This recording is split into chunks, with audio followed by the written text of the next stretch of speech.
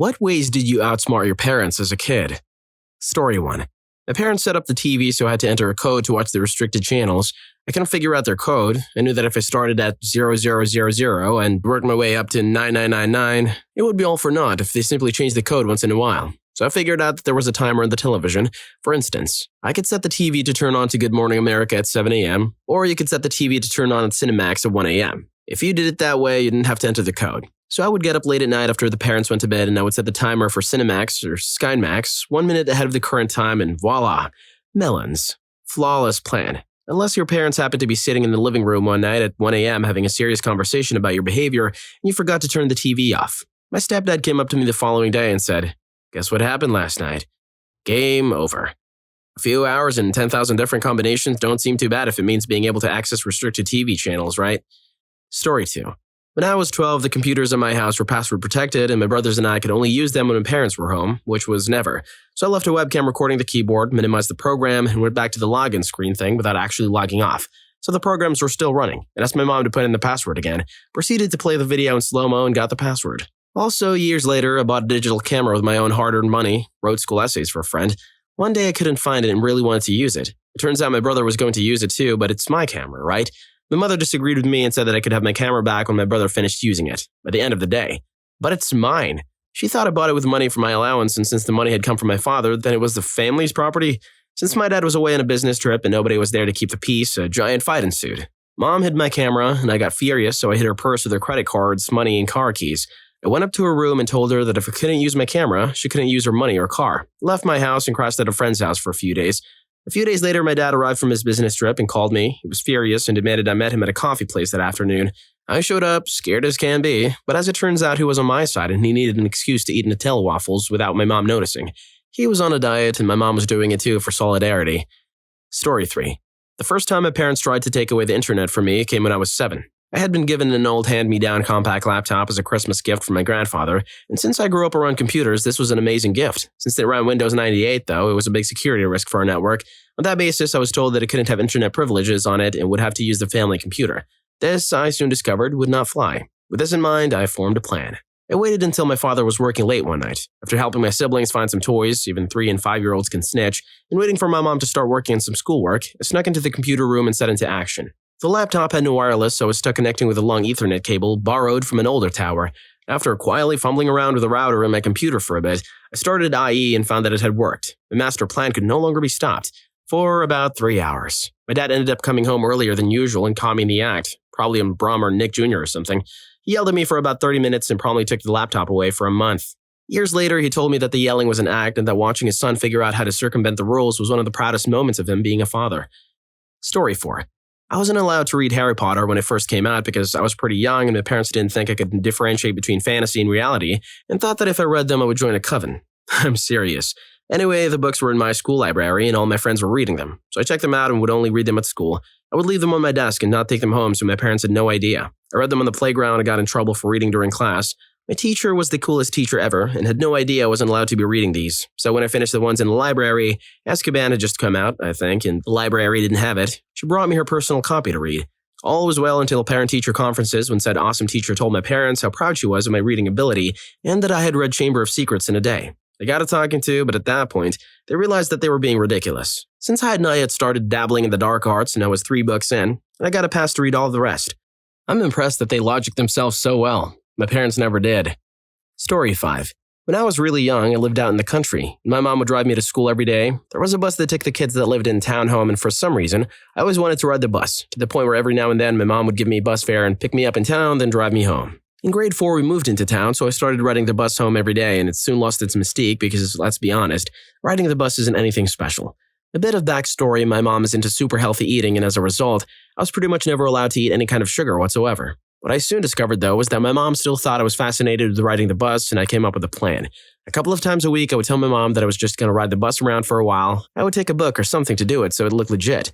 I'm sure she was just happy to have one of the kids out of the house, so she never questioned it. In reality, I would take the bus down to the mall and buy as much candy as I could eat. She never caught on. And when I told her about it last Thanksgiving, around 10 years after the fact, she was devastated because it was one of her favorite weird cute kid thing stories to tell people. Oh my God! What is that? If you two are asking what that is, it's the sponsor of today's video, Rufus Rugs. We've been hard at work, creating the best quality and premium hand-tufted rugs money can buy.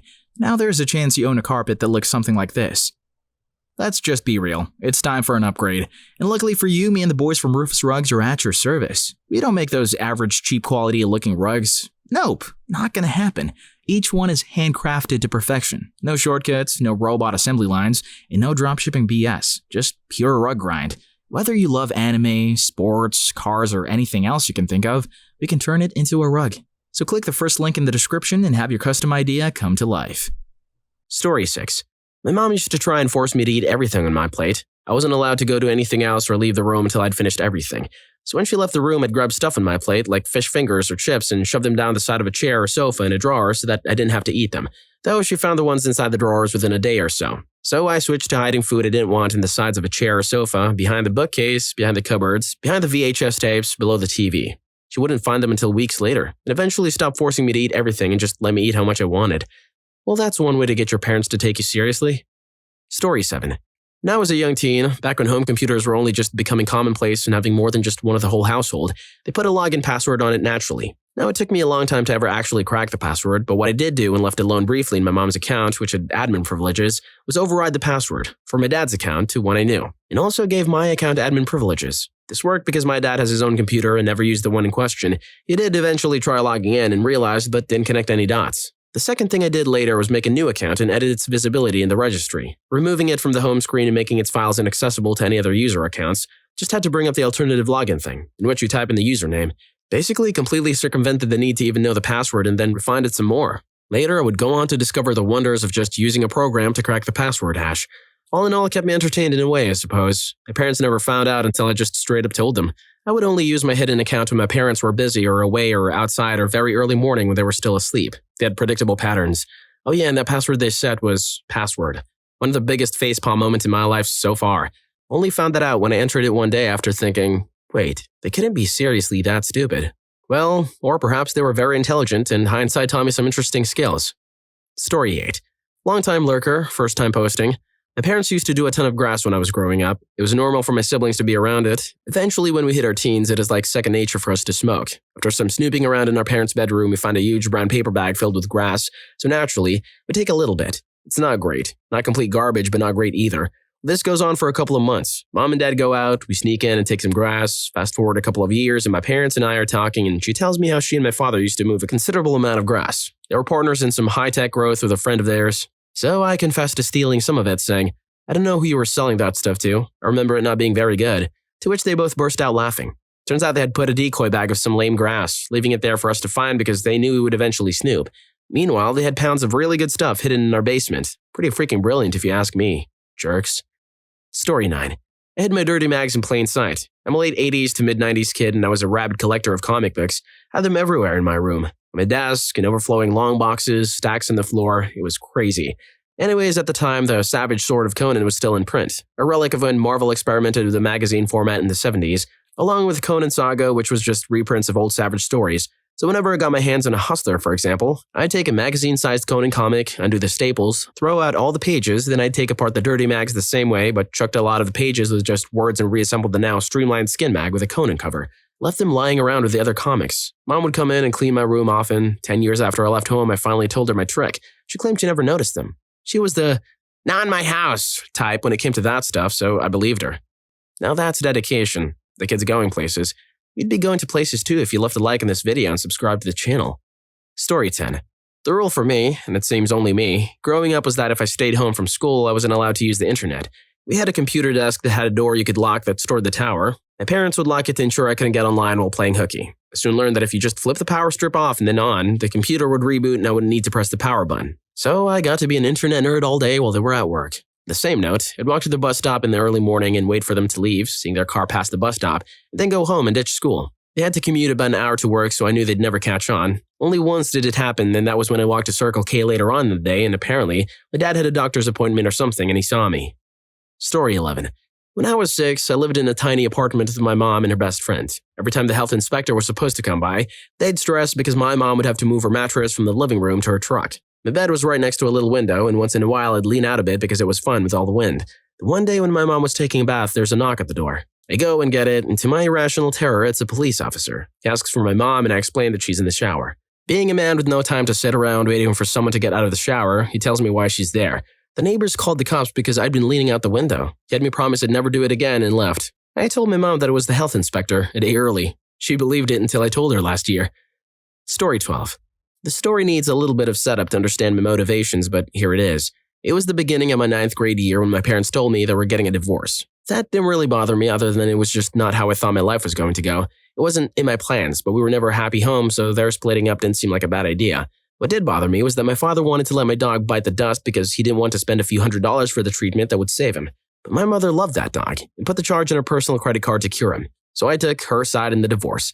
What also bothered me was that my father had installed a parental control program on the family desktop to limit my internet time to about 30 minutes a day, which did not work for the school demands I had or the fact that I was very socially awkward and thus my social life was instant messaging and MySpacing friends I had a hard time talking to in person. My mother probably overshared, but she had no friends or even family in the area, so I slowly started learning about some really terrible things my father had been doing.